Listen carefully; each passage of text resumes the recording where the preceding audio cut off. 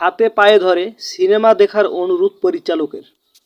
৯টি হলে মুক্তি পেয়েছে। যদিও ছবির নায়ক জয় চৌধুরী ঈদের আগেই বলেছিলেন, আমাকে ভয় দেখাচ্ছ আই মিস্টার। দেশের সব জেলায় শিল্পকলা একাডেমিতে সিনেমাটি দেখানো হবে। তার বাস্তব প্রতিফলন মেলেনি, তুমি জানো আমি করলেন সুলাইমান আলী লেবু। দর্শকদের বারবার অনুরোধ করছি, আপনারা আরো ছবি দেখছেন। কাঁদতে কাঁদতে 2 হাত জোর করে বললেন, আমি দর্শকদের বারবার অনুরোধ করছি, আপনারা আরও ছবি দেখেন, আমার ছবিটাও দেখেন।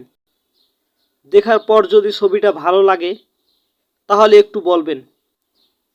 এত সুন্দর ছবি বানিয়ে যদি দর্শকের দেখাতে না পারি তাহলে কষ্ট লাগে।